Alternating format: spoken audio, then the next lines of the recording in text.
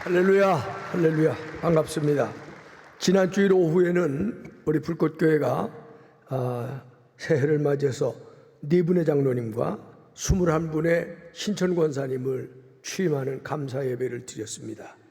은혜였고 감격이었고 또 이렇게 새롭게 사역을 맡은 우리 장로님들과 권사님들을 통해서 우리 불꽃교회가 더 새로워지고 건강해지고 든든해지고 부흥하는 교회가 되기를 기도하고 그렇게 될 줄로 믿습니다. 그날 저는 설교를 맡았는데 우리에게 희망이 있습니까? 라는 조금 취임 예배에는 생뚱맞는 제목으로 설교를 했어요. 그 얘기는 우리 교회에 희망이 있습니까? 우리가 사는 이 시대가 희망이 있습니까? 이 안에서 예수 믿고 있는 우리 한 사람 한 사람에게 희망이 있습니까? 그런 조금은 도전적인 주제였습니다. 코로나로 온 나라가 경제적으로 뿐만 아니라 여러 가지로 어려움을 겪었다는 얘기는 다 알고 계시는데 특별히 한국교회는 코로나에 직격탄을 맞았다는 얘기들을 많이 합니다. 2014년 제가 감독회장으로 감리교를 대표해서 재임하고 있을 당시 감리교 교인은 157만을 찍었습니다. 그래서 한국 감리교회가 이제 많이 성장했다 그래서 157만. 10년 지났죠. 2023년 통계가 나왔는데 한국 감리교회가 지금 몇 만인 줄 아십니까? 통계상 104만입니다. 53만 명이 줄어들었어요. 전혀 얼굴에 변화가 없으시네. 53만이 줄어들어. 150만 중에 53만이면 3분의 1이 줄어들었어요. 놀랄 일 아니에요?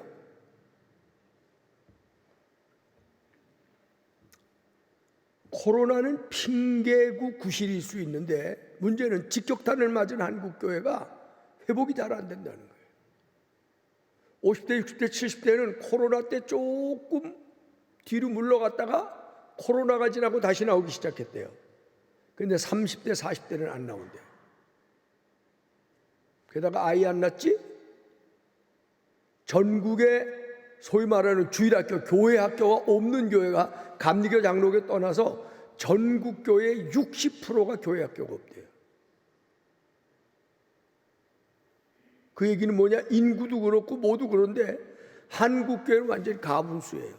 교회 가면 60대, 70대, 80대, 90대, 50대, 60대, 30대, 40대, 20대, 10대 완전 역삼각형이 됐어요. 우리나라 인구도 물론 마찬가지지만 감리교회만 50만이 떨어졌는 줄 아세요? 지금부터 한 20, 30년 전에 목사님들이 모이면 한국교회가 1300만이래 그러고 우리나라 종교 통계의 1등이라고 그러고 막 그래요. 그러면 제가 그때 옆에서 저는 미안하지만 목사니까 목사들한테 제가 어떤 데 바른 말만 목사님 뻥 좀 튀지 마. 1300만이면 대단한 거야. 5천만 중에 1300만? 안 돼. 내가 보기엔 많이 잡아야 1100만이야. 그럼 또 어떤 목사님 1300만이라는데 왜 자꾸 깡해? 목사들이요 뻥 튀길 잘해요. 부풀리는 거예요. 이게 나중에 제가 마지막 말씀 나누겠습니다마는 한국교회가 불성실하다, 정직하지 못하다, 정의롭지 못하다, 공평하지 못하다 하는 신뢰를 잃는 한 부분이 되는 거예요. 목사고 장로고 어디 가서 뻥치지 마세요. 부풀리지 마세요. 이런 경향이 일부러 그런 건 아닐 텐데 예를 들어 간증을 시키잖아요. 그럼 자꾸 자기를 부풀려요. 왜? 하나님의 영광을 나타내려고 부풀린 거래. 근데 아무리 하나님의 영광을 나타내고 싶어도 부풀리면 안 됩니다. 저도 종종 부풀려서 숫자 얘기했다 우리 집 사람한테 집에 가서 혼나긴 하는데 여보 왜 부풀렸니? 근데 100명이라 그러는 것보다는 200명이라는 게 더 멋있어 보이잖아. 그거 교인들 조심해야 돼요. 한국교회가 1300만, 1200만을 막 목사들이 자랑했어요. 지금 얼마인 줄 아세요? 700만입니다. 그러면 1300만을 자랑하던 목사님들에게 물어보려고 그래요. 600만이 없어진 거예요.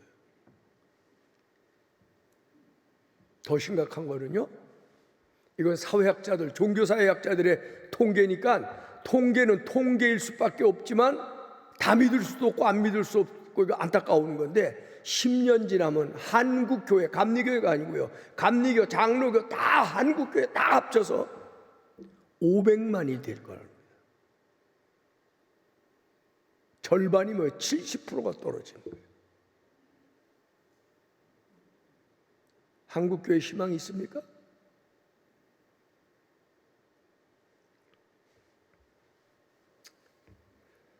이게 그럴 수밖에 없는 게요, 지금 교회 다니는 70대, 80대 10년 지나면 이사 갈 분이 많네요, 천국으로.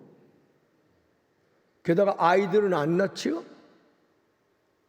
요즘 어린이부 전도가 됩니까? 불꽃교회나 어린이부 있죠? 어린이부가 없는 교회가 60%, 70%예요. 중등부, 고등부가 옵니까? 청년들이 교회로 몰려옵니까? 완전히 역상막형이에요.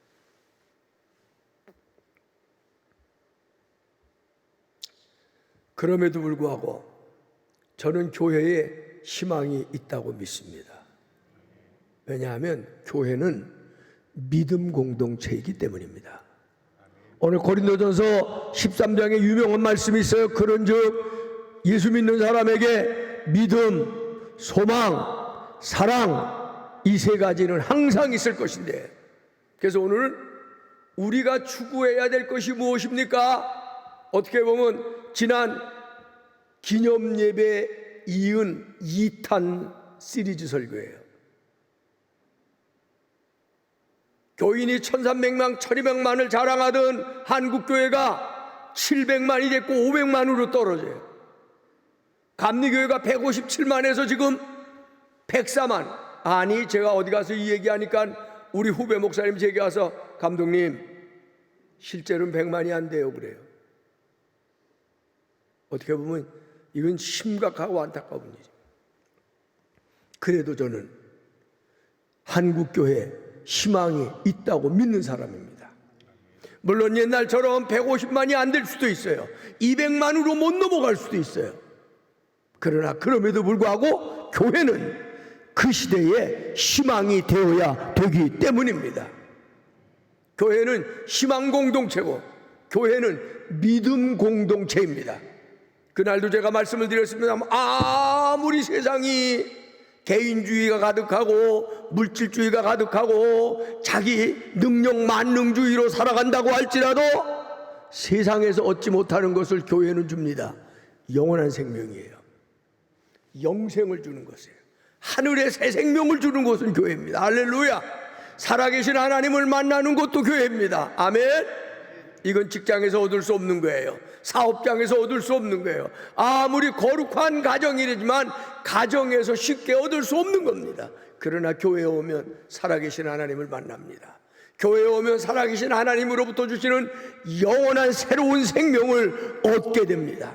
하나님이 우리에게 은혜를 베푸시면 믿음의 사람이 되게 됩니다.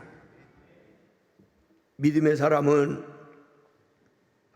교회를 통해서 믿음이 든든해져야 되는 거예요. 아멘. 여러분, 교회 나오는 것은 구원받았기 때문에 나오는 것이고 하나님의 자녀가 되는 것이기 때문에 나오게 됐지만, 이제 교회에 나오면서 여러분이 추구해야 될 목표, 여러분이 바라봐야 될 목표를 하나 더 가지셔야 되는데, 한번 따라 합시다. 믿음에 장성한 사람이 되게 해주세요.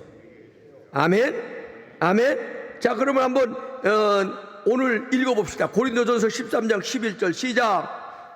내가 어렸을 때는 말하는 것이 어린아이 같고 깨닫는 것이 어린아이와 같고 생각하는 것이 어린아이와 같다가 장성한 사람이 되어서는 어린아이의 일을 버렸노라. 자, 여기서 저하고 함께 신앙생활 30년 이상 한 분들도 여기 많이 보이네요. 20년 이상 신앙생활 하신 분들도 많을 거예요. 저하고 아니라 오히려 저를 만나기 전부터 예수 믿던 사람들도 여기 있으면 50년, 60년 믿는 분들이 있을 거예요. 그분들에게 제가 질문하려고 그래요. 여러분의 믿음은 장성하셨습니까? 여러분의 믿음은 어린아이같이, 여기서 어린아이는 유치하다는 얘기예요. 어린아이는 떼쟁이에요. 어린아이는 자기밖에 몰라요. 이게 어린아이입니다. 순수한 어린아이 지금 생각하지 마세요. 오늘 고린도전서 13장에서 얘기하는 어린아이는 떼쟁이 어린아이예요. 유치찬란한 어린아이예요. 오늘 고린도전서 13장에서 얘기하는 어린아이는 자기밖에 모르는 어린아이예요. 여러분의 믿음이 어린아이 같은 믿음은 아닙니까? 유치찬란한 믿음, 나밖에 모르는 믿음, 나 잘되기 위해서 떼쓰는 믿음. 그런데 오늘 고린도전서 13장에서 뭐라고 얘기하냐면, 장성한 사람이 되어서는 어린아이의 일을 버렸노라. 20년 예수 믿으면 어린아이 같은 믿음은 버려야 돼요.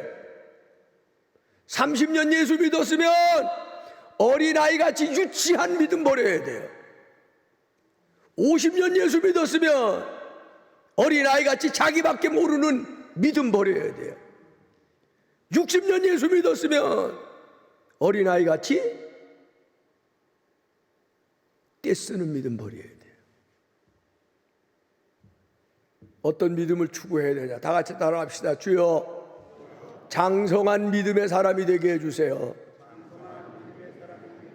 성숙한 믿음, 어른 같은 믿음, 든든한 믿음, 흔들리지 않는 믿음, 이타적인 믿음, 자기밖에 모르는 믿음이 아니에요. 내 믿음을 걱정하고 내 믿음에 대해서 집중해야 하는 것만큼 나와 함께하는 우리의 가정의 믿음, 내 주변의 믿음, 어려운 환경 속에 믿음이 흔들릴 수밖에 없는 사람의 믿음도 걱정해주고 기도해주고 격려해주고 도와주는, 그게 장성한 믿음의 사람의 모습이에요. 저는 우리 불꽃교회 성도들의 믿음이 그렇게 다 장성한 어른과 같은 믿음이 될 수 있어야 된다고 믿습니다. 왜 교회가 필요한가요? 세상이 점점 개인주의가 되고, 세상이 점점 물질주의가 되고, 세상이 점점 능력 만능주의가 되고, 세상이 점점 이기주의가 되고, 세상이 점점 핵개인 시대가 되더라도 교회는 하나님을 만나는 곳이기 때문에 필요한 것이고요. 교회 와서 영생을 얻기 때문에 교회는 필요한 것이고요. 교회는 믿음으로 훈련받는 곳이라. 여러분, 학교가 필요해요, 안 필요해요? 인류 문명이 시작된 이후로 학교가 필요해지는 거예요. 어렸을 땐 초등학교 보내요, 중학교도 보내요, 고등학교도 보내요, 요즘은 대학교까지 보내요. 여기 학교가 필요 없다고 하는 분 없죠? 좋은 학교가 있어야 좋은 미래의 인재들이 길러지는 거예요. 자, 뭐 군대가 없는 세상이 되면 좋겠지만 지금 어느 나라든 다 군대가 있어요. 자, 군대가 있는데 군대에 꼭 필요한 게 뭐냐? 훈련소가 있어야 돼요. 자기밖에 모르는 젊은 애들, 감정적인 애들, 정욕이 가득한 애들, 에너지만 넘치는 애들, 군인 만들려면 어떻게 해요? 훈련소에 데려다가 군인 정신 집어넣고 군인 정신으로 가르치고 군인으로 훈련해서 내놔야 군인이 되는 거예요. 세상에 학교가 필요하고 군대에 훈련소가 필요한 것처럼 교회는 믿음 훈련소예요. 훈련소를 어떤 사람은 지 맘대로 들어왔다 지 맘대로 나가고, 기분 나면 왔다가 기분 나쁘면 나가는 그런 교인들이 많이 있었어요. 한번 따라 합시다. 교회는 믿음의 훈련소입니다. 또 따라 하세요. 교회에서 훈련 잘 받고 믿음의 장성한 사람이 되게 해주세요. 요 말만 기억하시면 설교 여기서 넘어가야 돼요. 첫 번째 하고 싶은 말 다 했어요. 우리 불꽃교회가 믿음의 공동체로서 우리 교인들이 교회에 들어와서 믿음의 훈련을 잘 받아 장성한 사람이 되어야 된다는 이걸 여러분이 만약 바라보고 추구한다면 아무리 교회가 어려운 시대가 오고 아무리 세상 사람들이 교회에 관심을 안 가져도 불꽃교회는 희망이 있을 줄로 믿습니다. 한국교회는 희망이 있을 줄로 믿습니다. 둘째, 우리가 추구해야 될 것은 우리 교회를 희망의 공동체로 만들어야 돼요. 아멘? 사람이 동물하고는 달라요. 사람이 살아가는데 여러 가지가 있어야지만 희망이 있어야 돼요. 희망이 없으면 살 기쁨이 없어집니다. 어떤 사람에게 희망이 없다 그래요. 우리 가정에 희망, 그 가정이 행복해질까요? 내 인생에 희망이 없어. 그 인생이 행복해질까요? 교회는 희망 공동체입니다. 이게 전통이라는 게 너무 재밌어서 오늘 고린도전서에 뭐라고 돼? 그런즉 예수 믿는 사람에게는 믿음, 그 다음에 소망으로, 이거 옛날 번역이에요. 이거 한문식 번역이에요. 그냥 영어로는 호프야, 호프, 희망이야. 자, 제가 여러분 알아듣기 쉽게 그 말씀을 번역해서 들려드릴게요. 그러므로 예수 믿는 사람에게는 첫째는 믿음이 필요하고, 아멘. 둘째는 희망이 필요하고, 셋째는 사랑이 필요합니다. 예수 믿는 사람에게는 희망이 있어야 돼요. 오늘 우리 시대의 문제가 뭔지 아세요? 젊은이들이 희망이 없대요. 희망이 없기 때문에 시집장가 안 가게 된다는 거예요. 희망이 없기 때문에 우리나라가 요즘 텔레비 이런 데 보면은 한류가 세계적으로 퍼져서 세계 젊은이들은요, 대한민국 한번 여행 오는 게 꿈이래. 그런데 우리의 젊은이들은 우리가 사는 세상을 헬조선, 헬이 뭐예요? 지옥조선이래요. 희망이 없으니까 오늘의 현실이 지옥과 같대요. 그래서 이런 현실 속에 나 혼자 행복을 지탱하기도 버거운데 어떻게 시집장가 가냐, 어떻게 아이를 낳냐.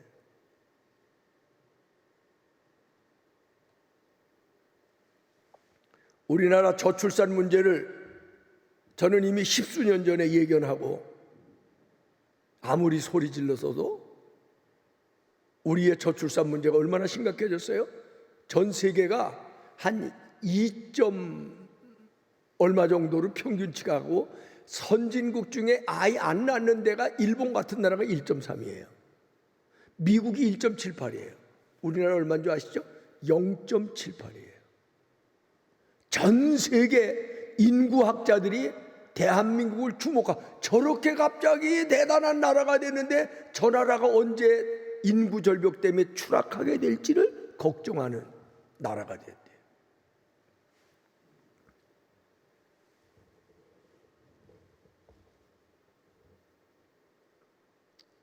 젊은이들이 교회에 등을 돌린 또 다른 이유 중에 하나가 교회에도 희망이 없대요. 왜냐하면 그들은 요즘 우리가 정치가들이 하는 얘기는 다 들을 건 없지만 그래도 그 말은 맞아. 우리가 사는 사회가 공정사회, 상식이 넘치는 사회, 정직한 사회, 성실한 사회가 돼야 된대. 정치가들은 이런 얘기 다 해요.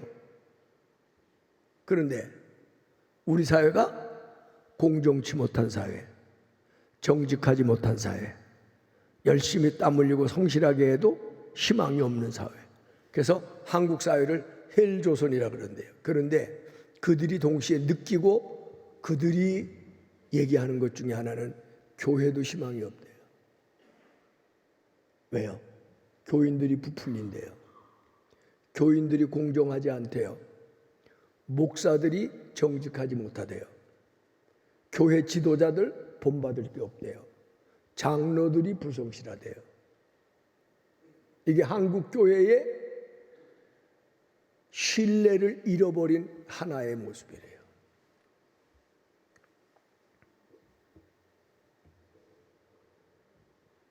뭐 반성할 건 반성하고 변화할 건 변화해야 되는데, 그럼에도 불구하고 우리는 여전히 희망의 공동체를 만들어야 되고요.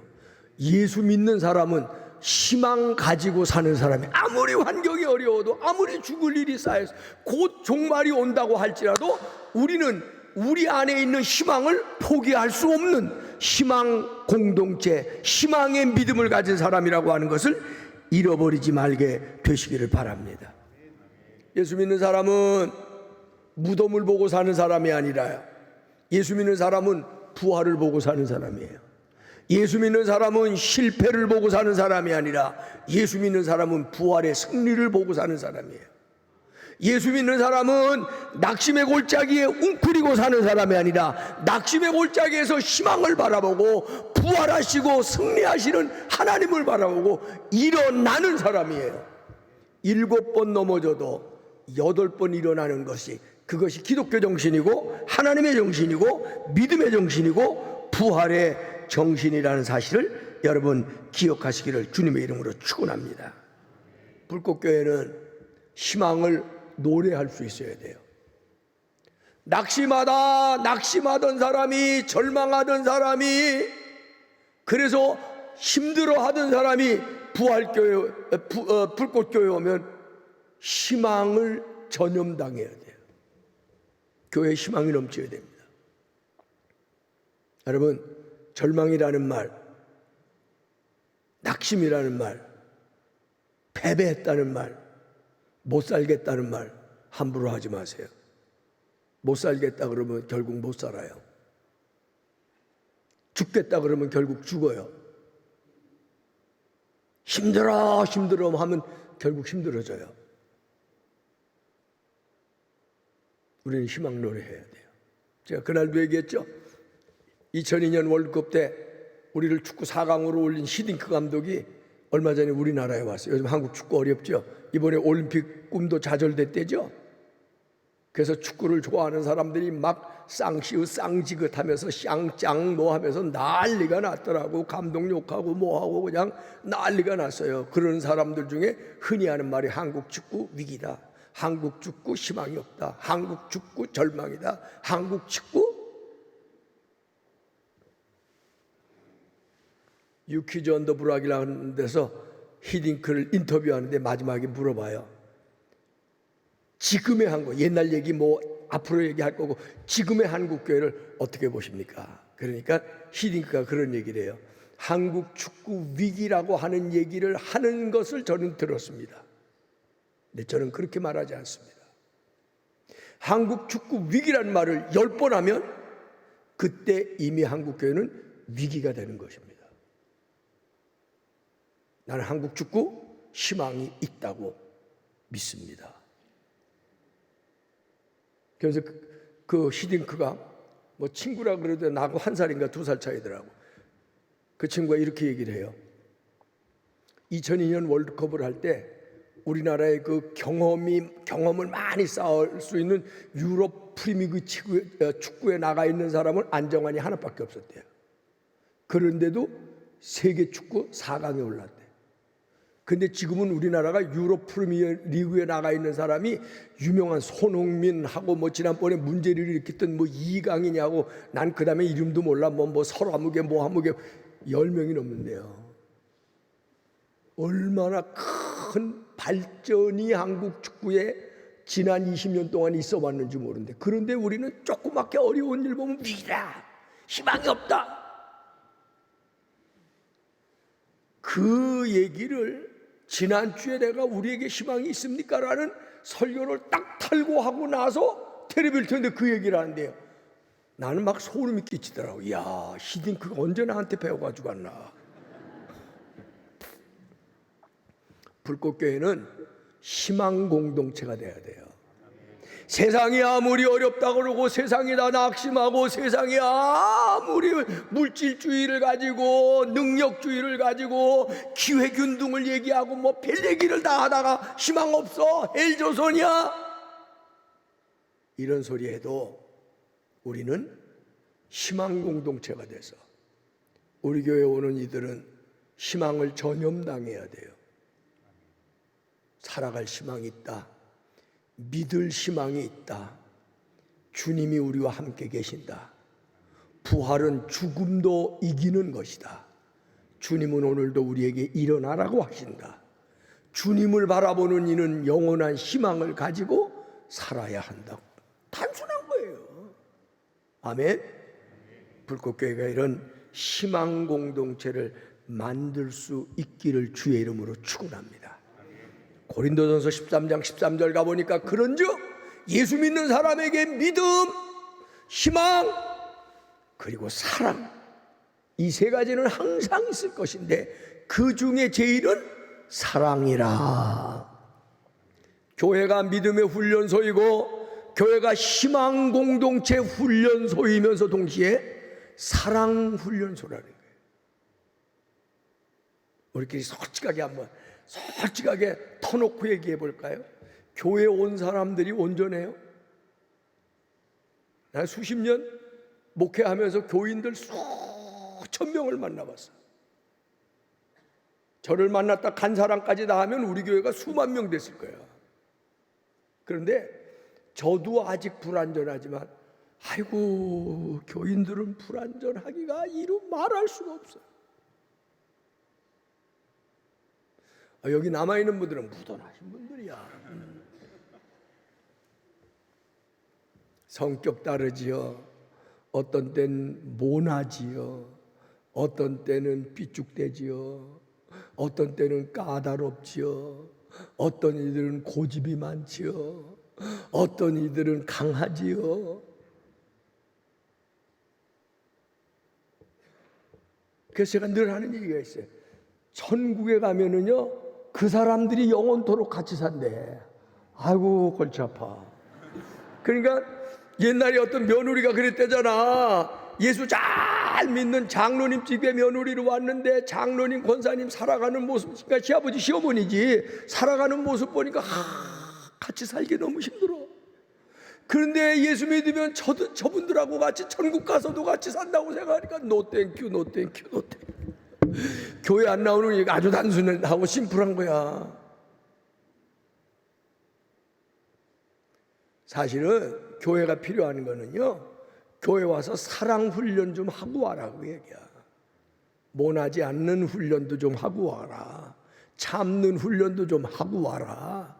양보하는 훈련도 좀 하고 와라. 희생하는 훈련도 좀 하고 와라. 그런데 우리는 교회 와서도 우리의 믿음이 여전히 어린아이 같아서 내 식으로 해줘야 되고 내 마음대에 맞춰줘야 되고 내가 좋아하는 것만 해줘야 되고 좋아하는 소리만 듣고 싶어하고 여전히 어린아이예요.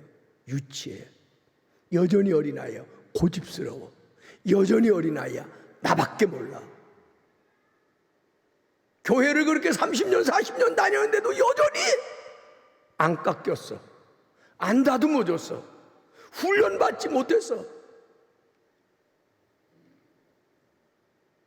교회가 필요 없다고 하는 시대에 불꽃교회가 꼭 존재해야 된다면 불꽃교회가 사랑의 공동체가 될 때 존재 이유가 있는 거예요. 할렐루야.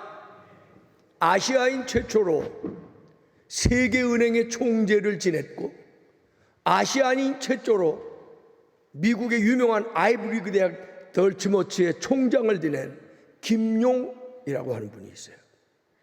저도 이름은 멀리서 들었는데 이번에 그의 유튜브 방송을 보면서 너무 궁금해서 찾아봤더니 5살 때 미국에 이민을 간 사람이군요. 지금 한 60대 중반쯤 됐는가 본데 아시아인으로 최초로 세계은행 총재를 지내고 더츠머츠라고 하는 유명한 아이브리그 대학의 총장을 지내고 지금은 세계보건기구에 하버드에서 의학을 공부하고 보건행정학을 공부한 수재입니다. 세계보건기구에를 지금 섬기면서 저쪽 어디냐 저쪽 우리 윤종환 선교사가 있는 쿠바 쪽 어디 가서 보건기구를 섬기는데 우리나라에 강의하러 들어왔더라. 그분이 저하고 또 똑같은 얘기를. 20-30년 전에 우리나라는 한 가정하면 6명 가족이 된다. 할아버지, 할머니, 아빠, 엄마, 손주들 2, 6가족. 옛날에 부모 모시고 살던 때가 있었잖아요. 근데 그게 점점 줄어들더니 어느 날 아빠, 엄마, 아들, 딸 4가족으로 줄어들었대. 아니 아들, 딸 구별하고 하나만 난 집에는 아빠, 엄마, 아들 혹은 딸 셋. 그랬더니 요즘 와서는 1인 가족이 돼. 놀랍게도요, 우리나라 전체 가정의 34%가 1인 가정이래요. 제가 오늘 이 설교를 일부에도 했더니 제 친구들이 왔었는데 다 70대 중반 아니에요. 자기네 무슨 동창 모임에 갔더니 6명이 와서 앉았는데 그 중에서 아들, 딸 시집 가서 손주 둘씩 난 집이 하나도 없더래. 우리도 딸들 아직도 안 갔어. 40이 훨씬 넘었는데 우리는 아들은 간대 딸은 안 간대. 우리는 딸은 갔는데 아들은 안 가겠대. 그랬더니 한 친구는 아들 둘인데 하나는 가고 하나는 안 갔는데 장가 간 놈이 기특하기는 하지만 어떤 때는 안쓰러워. 장가 안 간 놈은 그냥 지금도 시시낙낙 하고 싶은 거 다 하고 산대. 그런데 장가 가서 직장 가지고 마누라 딸리고 아들 낳고 그러면 아주 묶여가지고 아이고 쳐다보기가 괴로워. 이게 오늘 우리 시대가 된 거예요. 그런데 이 김용 총재가 하는 얘기는 세계의 우울증 환자가 제일 많은 나라 대한민국, 세계의 고독사가 제일 많은 나라가 대한민국, 세계에서 자살 제일 많이 하는 나라가 대한민국. 그래서 세계보건기구에서 우울증과 고독사 문제를 해결하지 않으면 안 되겠다 하고 집중하고 있는 나라가 대한민국이래. 그 자기가 이번에 대한민국 온 게 그거래. 강의도 하고 정부에 필요하면 대통령이나 요직에 있는 분들 만나 이 얘기하면서 대한민국이 우울증에 대한 대책을, 우울증에 대한 뭐라 그러나 예산이 예매급밖에 없대요.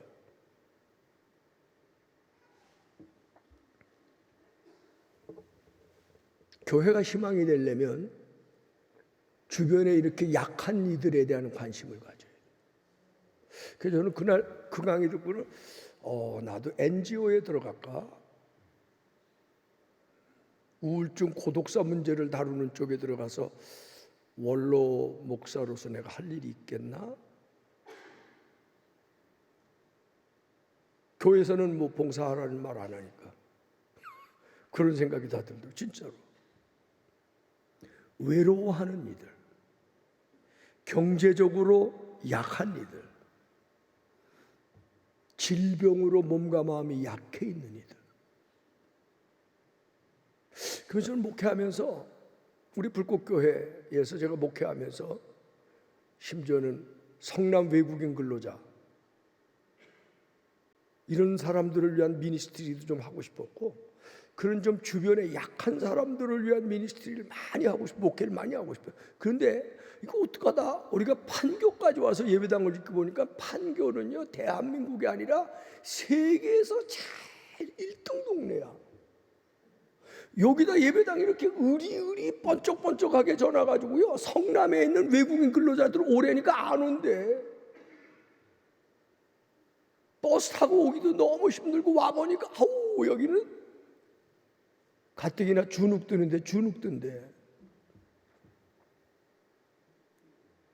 늘 제 가슴 속에 숙제 아닌 숙제가 있어요. 교회는 희망의 공동체가 돼서 우리끼리 그동안 교회의 문제가 우리끼리 희망을 놓을 우리에게 희망이 있어요. 우리에게 부활이 있어요. 우리에게 승리가 있어요.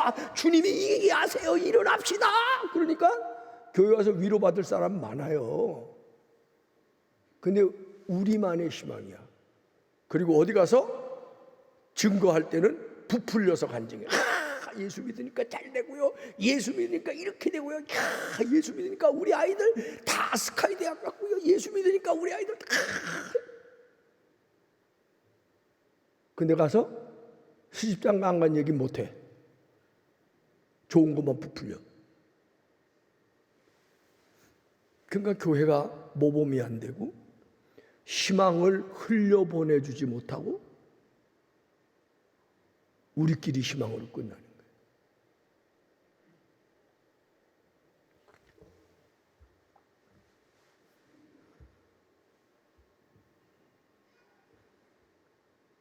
이게 기독교 속담인데 성경에서 나온 얘기죠.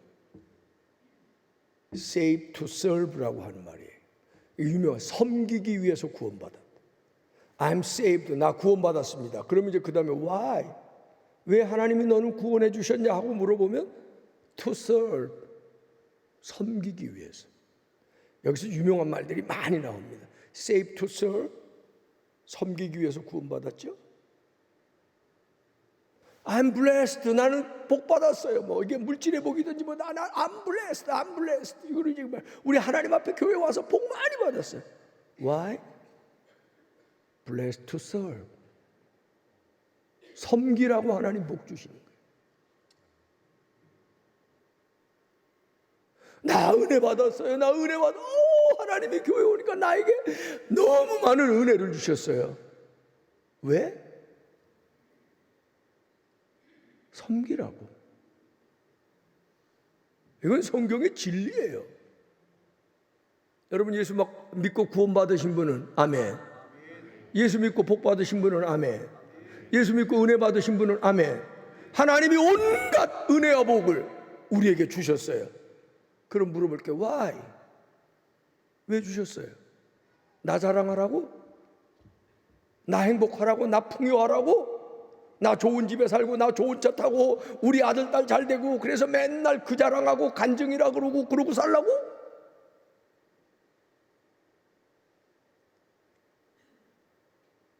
예수님 뭐라고 말씀? 뭐 먹을까 뭘 마실까 뭘 입을까 염려하지 말라. 공중에 나는 새를 보라. 염려하지도 않고 구하지도 않아도 내가 다 줬다. 너희는 공중의 새보다 낫지 아니하냐. 그러므로 무엇을 먹을까 무엇을 마실까 무엇을 입을까 염려하지 말고 먼저 그의 나라와 그의 의를 구하라. 그리하면 이 모든 것을 너희에게 더하여 주리라. 여러분 교회 와서 기도하면서요 나 잘 되기 위해서 자식 잘 되기 위해서 우리 집 건강하기 그것만 갖고 기도하면 여러분은 아직도 어린아이 신앙이에요. 교회 와서 뭘 기도해야 돼요? 하나님 든든한 믿음의 사람이 되어서 내 믿음을 흘려 넘어 보내줄 수 있는 사람이 되게 해주세요. 하나님 희망이 내 안에서 넘치게 하여 주소서. 희망의 믿음을 가지고 살게 하여 주셔서 내 안에 있는 희망을 내 주변의 사람들에게 흘러 넘쳐 보낼 수 있게 해주세요. 하나님 내 안에 사랑이 넘치게 하여 주셔서 하나님 나 아직도 못한 거 많아요. 나 아직도 참지 못해요. 나 아직도 양보하지 못해요. 나 아직도 희생하지 못해요. 나 사랑의 사람이 되게 해주셔서. 이기적 사랑 아니에요. 희생적 사랑이에요. 내 안에 있는 이 사랑을 우리 주변에 있는 나보다 약한 사람, 나보다 어려운 사람, 나보다 고난에 있는 사람, 고독하고 외로운 사람, 질병 중에 낙심하고 있는 사람, 이런 사람들에게 이 사랑을 흘려보내 줄 수 있게 해주세요.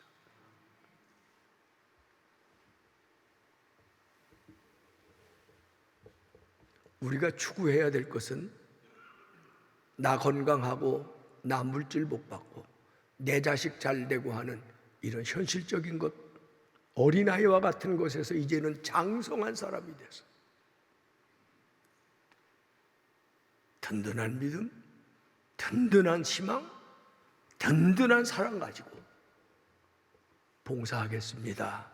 섬기겠습니다. 그렇게 살게 해주세요. 그런 교회 되게 해주세요. 우리 불꽃교회가, 한국교회가 그렇게 되면 우리 교회에 희망이 생길 겁니다. 우리 사회에 희망이 생길 것입니다. 이제 다시 저와 여러분이 무엇을 추구하면서 무엇을 기도하면서 살아야 될지를 다시 한번 깊이 생각하면서 결단하고 또 다짐하고 결단하고 또 다짐하고 결단하고 또 다짐할 수 있는 그런 믿음의 새로운 세계가 저와 여러분 사이에 열려질 수 있기를 주님의 이름으로 부탁하고 권면하고 축복합니다. 기도합시다.